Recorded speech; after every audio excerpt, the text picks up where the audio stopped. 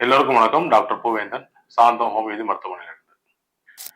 இன்னைக்கு நம்ம பார்க்க போற தலைப்பு தமிழ் இந்து திசையில் பேப்பர்ல வந்த நலம்பால பகுதியில வந்த சிறந்த சமையல் எண்ணெய் எது. நிறைய பேருக்கு இந்த குழப்பம் இருக்கு. யூஸ்வலா நான் வர்ற பேஷண்ட்ஸ்க்கு சொல்றது தான், செக்கில் ஆட்டின கடலெண்ணெய், நல்லெண்ணெய், தேங்காய் எண்ணெய் பயன்படுத்தணும், மற்ற எண்ணெய்கள் வேண்டாம் அப்படிங்கிறது தான் என்னுடைய கருத்து. என்னோட கருத்து ஒட்டி ஒரு மூத்த மருத்துவர் டாக்டர் கு கணேசன் ஏற்கனவே முட்டை நல்லது அப்படிங்கிற ஒரு தலைப்புல பேசியிருப்பேன். அதுவுமே டாக்டர் கு கணேசன் எழுதிய ஒரு ஆர்டிக்கல் தான் அது. அவர் பொதுநல மருத்துவர், கட்டுரையாளர், கணேஷ் மருத்துவமனை அப்படிங்கிற ஒரு ஹாஸ்பிட்டல 30 வருஷமா நடத்திட்டு வர்றாரு. அவர் எம்பிபிஎஸ் 1975 81 முடிச்சிருக்காரு. இது வரைக்கும் பாத்தீங்கன்னா 28 மருத்துவ நூல்களை தமிழ் எழுதியிருக்காரு. சோ இவரு என்னுடைய கருத்துக்கு ஒப்ப ஒரு கட்டுரை, சிறந்த சமையல் எண்ணெய் எது. நிறைய பேருக்கு அதுல குழப்பம் இருக்கு. அது தீர்க்கிறதுக்கான காணொலியா இது இருக்கும் நான் நம்புறேன். கொழுப்பு, கொலஸ்ட்ரால் குறித்து சொல்லும் போது சமையல் எண்ணெய் குறித்தும் சொல்ல வேண்டும்.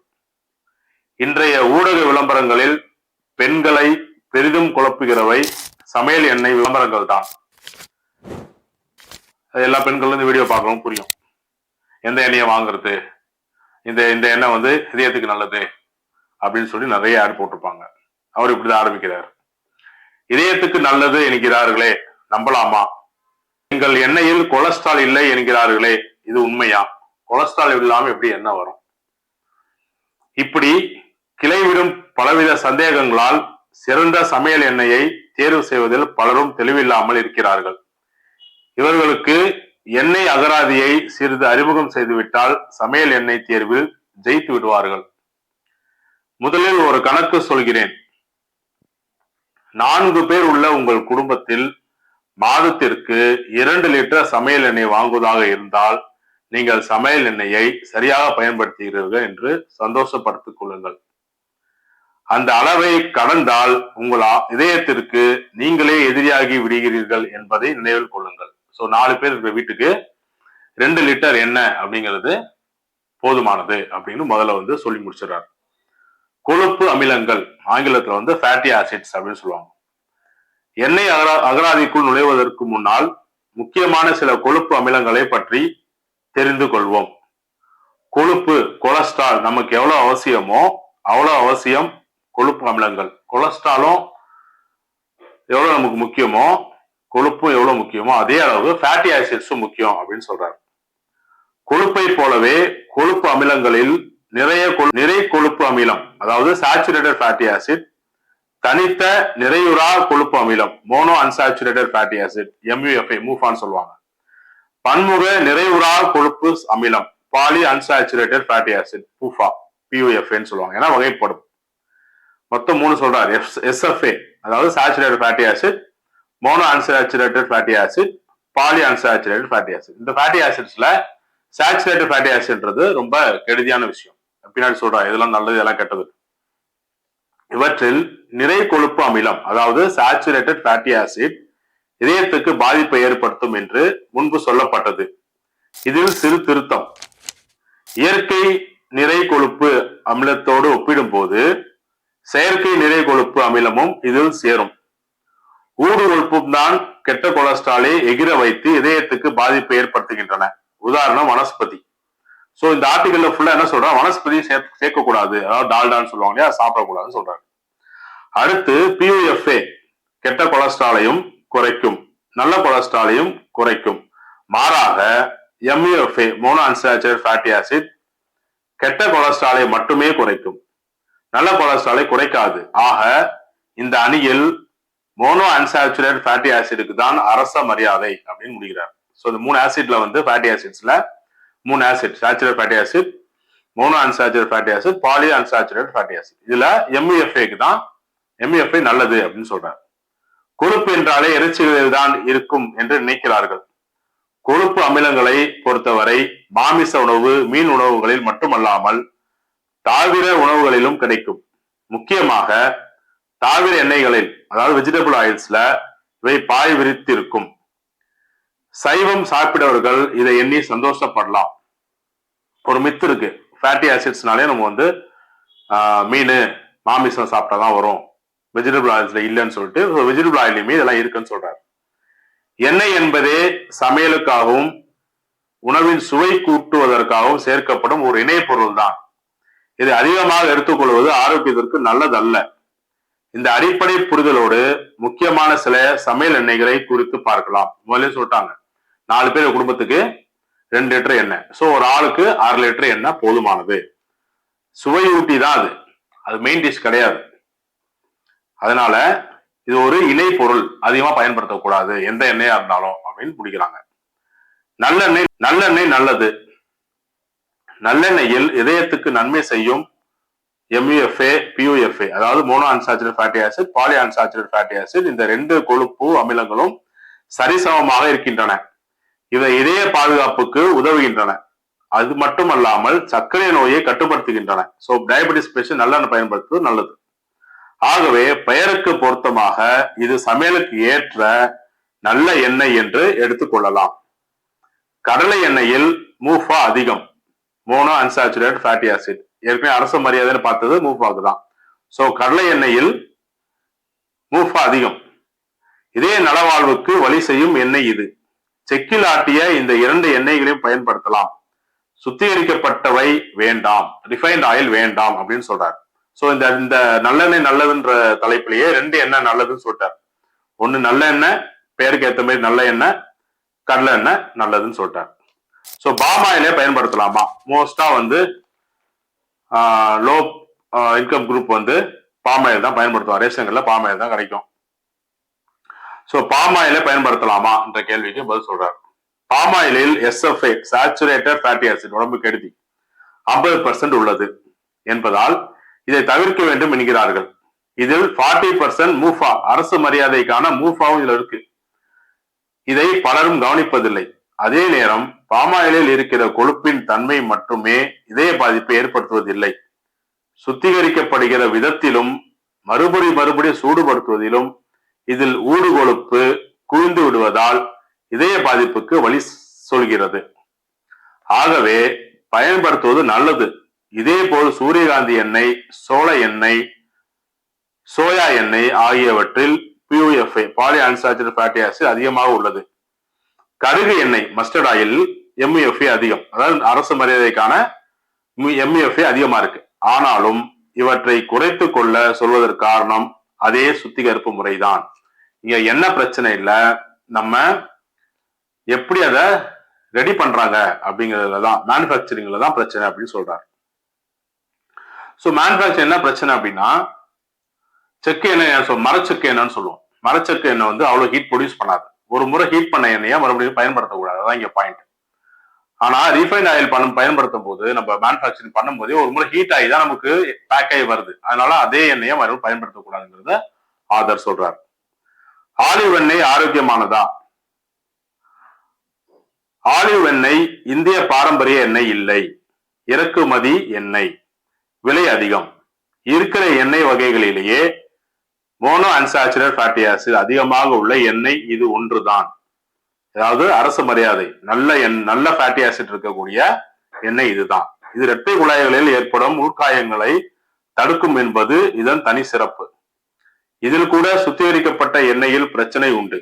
சுத்திகரிக்கப்படாத எக்ஸ்ட்ரா வெர்ஜின் ஆலிவ் எண்ணெயை அதிகம் சூடுபடுத்தாத உணவு வகைகளுக்கு பயன்படுத்தலாம். உதாரணம் சாலட். ஸோ சாலட்டுக்கு ஆலிவ் ஆயிலை பயன்படுத்தலாம் அப்படின்னு சொல்றாங்க. தேங்காய் எண்ணெய் வில்லனா? பக்கத்து மாநிலமான கேரளத்தில் தேங்காய் எண்ணெயின் பயன்பாடு பரவலாக இருக்கிறது. ஆனால் தமிழ்நாட்டிலோ தேங்காய் எண்ணெய் என்றாலே அது தலைக்கு தேய்க்கும் எண்ணெய் என்கிற அளவில் சுருங்கி விடுகிறது. அதான் உண்மை. கேரளால வந்து சமையலுக்கு பயன்படுத்தும், நம்ம தலைக்கு மட்டும் தான் பயன்படுத்தும். இதை சமையலுக்கு பயன்படுத்துவதில் பலருக்கு அச்சம் இருக்கிறது. இது ஒரு தவறான புரிதல். நாணயத்துக்கு 2 பக்கம் உண்டு அல்லவா? இது தேங்காய் எண்ணெய்க்கும் பெரிதும் பொருந்தும். தேங்காய் எண்ணெயில் சாச்சுரேட்டட் ஃபேட்டி ஆசிட் 86% உள்ளது என்பது உண்மைதான். அதாவது கெட்ட ஃபேட்டி ஆசிட் வந்து 86%, இதுல ஹையஸ்ட் சொன்னதுலயே. இது நம் ரத்தத்தில் கெட்ட கொலஸ்ட்ராலை கொஞ்சமாக அதிகப்படுத்தும் என்பது ஒப்புக்கொள்ள வேண்டிய விஷயம்தான். அதே நேரத்தில் இது நல்ல கொலஸ்ட்ராலையும் அதிகப்படுத்தும் என்பது பலருக்கு தெரியாது. மேலும் நாம் அதிகம் பயன்படுத்தும் ட்ரைகிளிசரைட்ஸ் கொலஸ்ட்ராலை குறைக்கிற குணமும் தேங்காய் எண்ணெய்க்கு உண்டு. ஸோ நல்ல கொலஸ்ட்ரால் இன்க்ரீஸ் பண்ணுது, ட்ரைகிளிசரைட்ஸை குறைக்குது தேங்காய் எண்ணெய்.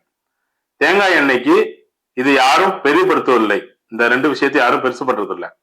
இன்னொரு முக்கியமான ஆரோக்கிய வஸ்து இதில் இருக்கிற லாரிக் ஆசிட். இது ஒரு கிருமி கொல்லி. தேங்காய் எண்ணெயில் தான் தாய்ப்பாலுக்கு நிகராக லாரிக் அமிலம் இருக்கிறது. ஸோ லாரிக் ஆசிட் இருக்கிற இரண்டாவது முக்கியமான ஒரு உணவுப் பொருள்னு பார்த்தா தாய்ப்பாலுக்கு அப்புறமா தேங்காய் எண்ணெயில தான் இருக்கான். அடுத்ததாக நடுத்தர வகை ட்ரைகிளிசரைட்ஸ் கொழுப்பு, அதாவது மீடியம் செயின் ட்ரைகிளிசரைட்ஸ் சொல்லுவாங்க, எம்சிடின்னு சொல்லுவாங்க. இதில் மிக அதிகம். இதன் முக்கியத்துவம் என்ன அப்படின்னா, இதை செரிமானம் செய்ய கல்லீரலின் உதவி தேவையில்லை. மற்ற எண்ணெய் எல்லாம் சுத்திகரம் பண்றதுக்கு, டைஜஷன் ஆகுறதுக்கு லிவர் தேவை. ஆனா இந்த எம்சிடி இருக்கிறதுனால தேங்காய் எண்ணெய் பயன்படுத்துறதுக்கு கல்லீரல், அந்த டைஜஷன் ஆகுறது கல்லீரலுடைய ஃபங்க்ஷன் தேவையில்லை அப்படின்றாங்க. இதை செரிமானம் செய்ய கல்லீரல் உதவி தேவையில்லை, நேரடியாகவே குடலில் உறிஞ்சப்பட்டு விடும். உடலுக்கு நல்ல ஆற்றலை கொடுக்கும், கல்லீரலுக்கு வேலை மிச்சம். ஸோ ஃபேட்டி லிவர் இருக்கிறவங்க எனக்கு தெரிஞ்சு தேங்காய் எண்ணெய் சாப்பிட்டா நல்லது. இவ்வளவு நன்மைகளை தரும் தேங்காய் எண்ணெய் இது கெட்ட கொலஸ்ட்ராலை கொஞ்சம் உயர்த்துகிறது என்ற காரணத்துக்காக ஒதுக்குவது நியாயம் இல்லை. மூட்டை பூச்சிக்கு பயந்து வீட்டை கொளுத்திய கதைதான் இது. நம் பாரம்பரிய எண்ணெய் வகைகளை ஓரங்கட்ட சந்தை அரசியல் செய்த சதி இது. சந்தை அரசியல் சொல்லிட்டார். ஸோ தேங்காய் எண்ணெய் நல்லது. மேலும் தேங்காய் எண்ணெயை பிரதானமாக பயன்படுத்தும் கேரள மக்களிடம் ஒரு ஆராய்ச்சி நடத்தப்பட்டது. இந்த ஆராய்ச்சியில் தேங்காய் எண்ணெயை சமையலுக்கு பயன்படுத்துவதால் மாரடைப்புக்கான சாத்தியம் அதிகரிப்பதில்லை என்பது உறுதி செய்யப்பட்டுள்ளது. எனவே தேங்காய் எண்ணெய் நமக்கு வில்லன் இல்லை, இதை அளவோடு பயன்படுத்தினால் ஆபத்து இல்லை அப்படின்னு தேங்காய் எண்ணெயை பத்தி முடிக்கிறார். இதயம் வருத்தப்படும் என்ற தலைப்புல ஒரு சின்னதா ஒரு கிளிம்ஸ் எழுதுறாரு. அறிவியல் முறைப்படி சொன்னால் இன்று புழக்கத்தில் இருக்கிற எண்ணெய் வகைகளில் சிறந்த சமையல் எண்ணெய் என்று எதையும் கை காட்ட முடியாது. அதிகம் சூடுபடுத்தாத செக்கில் ஆட்டிய நல்லெண்ணெய், கடலை எண்ணெய், இந்த இரண்டையும் வாரம் 1 வீதம் சுழற்சி முறையில் பயன்படுத்துவதுதான் சிறந்த வழி. விருப்பமுள்ளவர்கள் தேங்காய் எண்ணெயை பயன்படுத்தலாம். சுத்திகரிக்கப்பட்ட சூரியகாந்தி எண்ணெய், தவிட்டு எண்ணெய், சனோலா எண்ணெய், பாம் ஆயில் ஆகியவற்றை தவிர்த்து பாருங்கள். ஒரே எண்ணெயை மறுபடியும் சூடுபடுத்தி பயன்படுத்த வேண்டாம். எந்த எண்ணெயாக இருந்தாலும் ஒரு நபருக்கு தினமும் 15 to 20 மில்லி வீதம் மாதம் 1/2 லிட்டர் எண்ணெய் போதுமானது. எண்ணெயில் வறுப்பதையும் பொரிப்பதையும் குறைத்துக் கொள்ளுங்கள். நீங்கள் எவ்வளவுக்கு எவ்வளவு அதிகமாக வறுக்கிறீர்களோ அவ்வளவு உங்கள் இதயம் வருத்தப்படும். சோ வறுத்து சாப்பிட்டா இதயம் வருத்தப்படுமா அப்படின்னு இந்த கட்டுரையை முடிக்கிறார். சோ இதுல நல்ல எண்ணெய் அப்படிங்கிறது எதுவுமே இல்லை. நம்ம கண்கூடா பார்த்து தேங்காயை காய வச்சு கொண்டு போய் ஒரு மரச்செக்கு எண்ணெய் கடையில கொடுத்து அந்த எண்ணெய் எடுத்தா நமக்கு ஒரு சாட்டிஸ்பாக்சன் இருக்கும். அதுக்கு நமக்கு டைம் இல்லை. அதனால மரச்செக்கு எண்ணெய் இருக்கிற கடையில மரச்செக்குல ஆட்டின நல்லெண்ணெய், தேங்காய் எண்ணெய், கடலை எண்ணெய், இது 3 பயன்படுத்தினா அது சுழற்சி முறையில பயன்படுத்த சொல்றாங்க. சுழற்சி முறை, ஒரு வாரம் கடலை எண்ணெய்னா அடுத்த வாரம் நல்லெண்ணெய், அடுத்த வாரம் தேங்காய் எண்ணெய், இப்படி ரொட்டேஷன்ல பயன்படுத்தும் போது உங்களுக்கு எந்த பிரச்சனையும் வராது. ஒரு டவுட் இருக்கும், நெய், வெண்ணெய், சீஸ் பிரச்சனை இல்லையா அப்படின்னு ஒரு கேள்வி சின்ன பாக்ஸ்ல கொடுத்துருக்காங்க. நெய், வெண்ணெய், சீஸ் ஆகியவற்றில் நிறை கொழுப்பு அமிலம் அதிகம் என்பதால் நிறை கொழுப்பு நல்லதில்லை, கரெக்டுதானே? இவற்றை அறவே ஒதுக்க வேண்டும் என்று சொல்லப்பட்ட காலம் ஒன்று இருந்தது. அது இப்போது மாறி போனது. இவற்றை உணவில் அளவோடு எடுத்துக்கொள்வதில் பிரச்சனை இல்லை. சோ நெய் சாப்பிடலாம், நல்லது. வெண்ணெயும் சாப்பிடலாம், நல்லது. இவற்றை பீஸா, பர்கர், பன் பரோட்டா என துரித உணவாக மாற்றி சாப்பிடும் போதுதான் ஊடுகொழுப்பாக இவற்றில் உட்கார்ந்து கொண்டு இதயத்துக்கு ஆபத்து தருகிறது. சோ இந்த சீஸை பர்கர் நடுவில் ஊற்றி சாப்பிடுறோம்ல, அதுதான் தப்பா. சோ அது டிரான்ஸ்பேட்டா மாறிடுது. ஆனால் பழியை நெய், வெண்ணெய் மீது போட்டு விடுகிறோம். அடுத்து அறவே வேண்டாம் என்று சொல்வதற்கு ஒரு உணவுப் பொருள் இருக்குது என்றால் அது வனஸ்பதி தான். ஸோ வனஸ்பதி டால்டான்னு சொல்லுவாங்களே, அது வேணாம். சுத்திகரிக்கப்பட்ட எண்ணெய் வேண்டாம். ஏன் அப்படின்னு சொல்றாரு.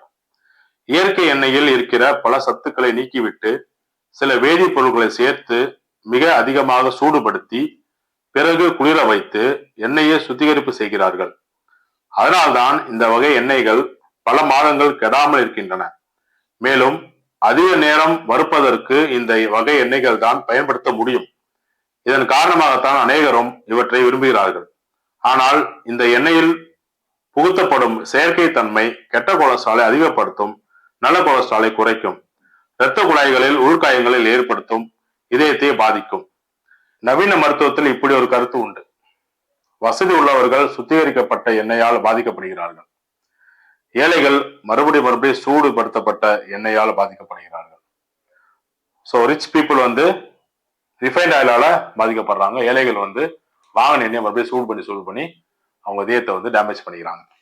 ரெண்டும் ஒன்று தான், எதுவுமே கிடையாது. ஏன்னா ரிஃபைண்ட் ஆயில் அப்படிங்கிறதே வந்து சூடு பண்ணி தான் சுத்திகரிக்கப்படுது. அதனால தான் அந்த எண்ணெய் வேணாம் அப்படின்னு சொல்றோம். ஸோ மரச்செக்கில் வந்து அந்த சூடு வராதனால மரச்செக்கு எண்ணெய் நல்லது. ஸோ ஆதர், கட்டுரையாளர், பொதுநல மருத்துவர் டாக்டர் கு கணேசன் அவர்களுக்கு மறுபடியும் நன்றி சொல்லிட்டு, உங்க முக்கியமா தாய்மார்களுக்கு எல்லாமே எந்த எண்ணெய், சமையல் எண்ணெய் வந்து எது ரொம்ப நல்லது அப்படின்னு உங்களுக்கு தெரிய வந்திருக்கும். செக்கில் ஆட்டின எண்ணெய், கடலை எண்ணெய், நல்ல எண்ணெய், தேங்காய் எண்ணெய் நல்லது. பயன்படுத்துங்கள். 6 வாழ்வோம். நன்றி.